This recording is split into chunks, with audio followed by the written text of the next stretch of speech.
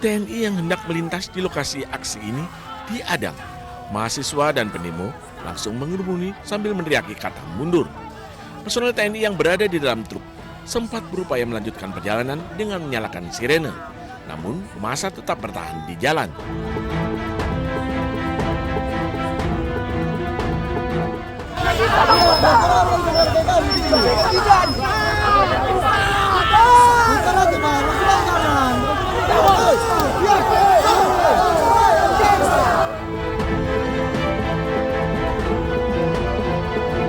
Mahasiswa juga meminta para pengendara yang akan melintas untuk memutar balik ke arah jalan Imam Bonjol.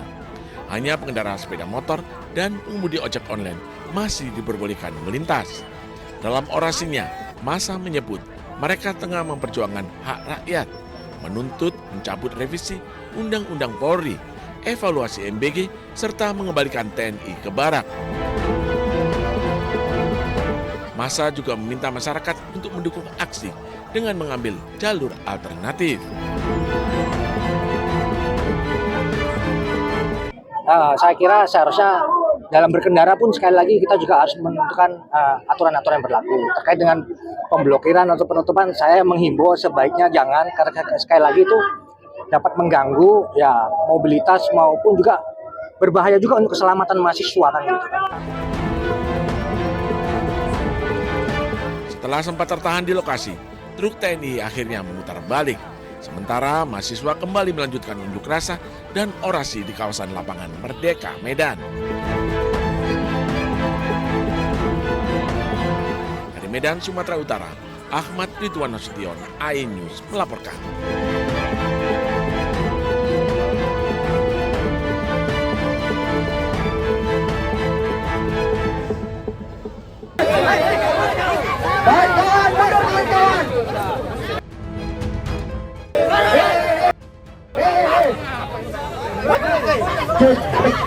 Kawan-kawan, sabar kawan-kawan.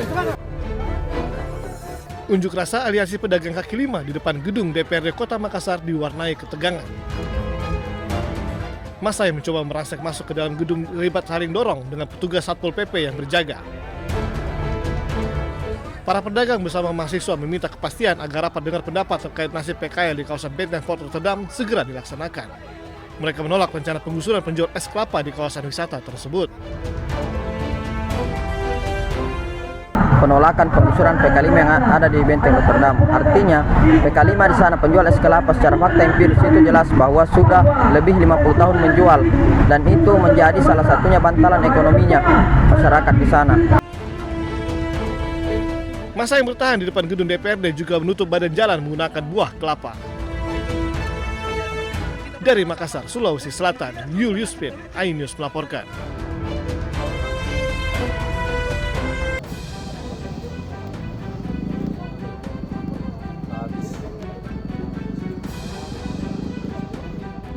Kobaran api melalap sedikitnya 5 bangunan yang terdiri dari kantor dan mes milik perusahaan PT Agrinas Palma Nusantara yang berlokasi di Desa Sukarame Baru, Kabupaten Labuan Batu Utara, Sumatera Utara. Insiden pembakaran ini diduga menjadi buntut dari tewasnya seorang pria bernama Luis David Huta Barat, 32 tahun, yang diduga meninggal dunia akibat penganiayaan oleh oknum petugas pengawas dan keamanan PT Agrinas Palma Nusantara. Berikan edukasi bahwasanya peristiwa ini jangan melebar, jangan membesar, cukup kita selesaikan di peristiwa tadi malam, karena kami berkomitmen TNI dan Polri melakukan proses penegakan hukum secara jelas, tepat, terang, sehingga ada kepastian hukum terhadap pelaku yang mempertanggungjawabkan perbuatannya. Sementara itu terkait dugaan keterlibatan oknum TNI dalam peristiwa ini, Kepala Staf Kodim 0209 Labuan Batu, Mayor Infranti Sondang Hamonangan Tanjung menyerahkan dan mendukung adanya proses penegakan hukum jika ada anggota TNI yang terlibat. Kalau memang nanti dari dugaan itu terbukti, ya kita serahkan saja kepada proses hukum. Saat ini kan sedang didalami oleh pihak kepolisian. Kalau memang nanti ada terlibatan oleh TNI, ini akan ada pelimpahan ke Subdenpom. Dan tadi malam juga kita sudah bekerja sama dari Kodim, Polres, dan Subdenpom untuk mendalami permasalahan ini. Untuk menjaga keamanan, pihak kepolisian dan TNI menerjunkan 2 peloton personel untuk mengamankan lokasi. Dari Labuan Batu Utara, Sumatera Utara, Radi Kurniawan, iNews melaporkan.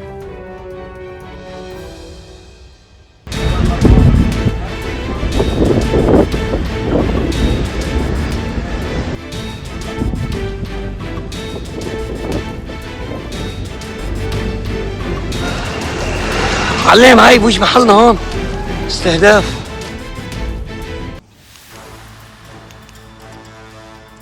Melalui perundingan panjang dan alot yang dimediasi Pakistan, Amerika Serikat dan Iran akhirnya mencapai kesepakatan damai tentatif untuk mengakhiri perang yang telah berlangsung selama lebih dari 3 bulan. Kesepakatan ini diumumkan pada 15 Juni 2026 yang dapat mengurangi ketegangan di Timur Tengah. Dalam kesepakatan militer, Amerika Serikat dan Iran sepakat memberlakukan gencatan senjata permanen yang berlaku segera di seluruh medan pertempuran termasuk Lebanon.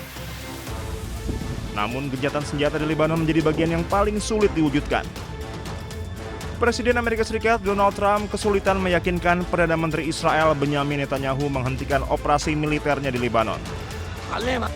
Pemerintah Israel secara tegas menyatakan kesepakatan damai Amerika Serikat dan Iran tidak mengikat mereka karena Israel bukan pihak dalam perjanjian tersebut. Netanyahu bahkan menegaskan operasi militer terhadap Hizbullah merupakan konflik terpisah dan akan terus dilanjutkan demi menjamin keamanan nasional Israel. Pasca gencatan senjata Amerika Serikat dan Iran, militer Israel kembali melancarkan rentetan serangan udara di beberapa wilayah di Lebanon Selatan. Pesawat-pesawat tempur Israel melancarkan serangan udara yang menargetkan wilayah Nabatiyeh, Ansariyeh, dan pinggiran timur kota Kfar Tebnit. Presiden Amerika Serikat Donald Trump yang berusaha mendorong tercapainya kesepakatan mengakhiri perang dengan Iran dinilai terganggu dengan keputusan Israel untuk tetap menyerang Lebanon dalam periode gencatan senjata.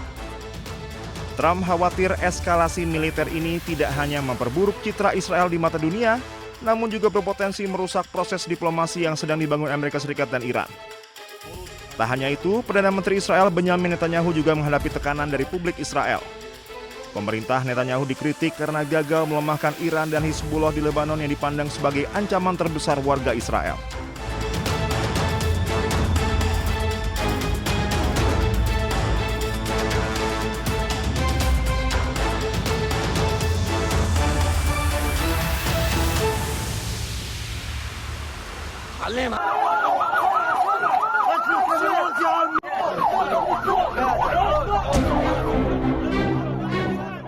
Dua warga Palestina tewas dan 6 lainnya terluka akibat serangan drone Israel di sebuah kawasan pantai di Khan Yunis, Gaza Selatan pada Rabu 17 Juni. Seluruh korban dievakuasi ke rumah sakit Nasser untuk mendapatkan perawatan medis. Serangan menghantam area pantai yang saat itu dipadati warga sipil. Banyak keluarga Palestina mengungsi di wilayah ini memanfaatkan pantai sebagai tempat berlindung dari cuaca panas serta kondisi kamp pengungsian yang semakin memburuk. Serangan ini menambah korban sipil di jalur Gaza. Kawasan pantai tersebut selama ini menjadi salah satu lokasi yang kerap didatangi warga yang kehilangan rumah akibat konflik dan tinggal di tenda-tenda pengungsian.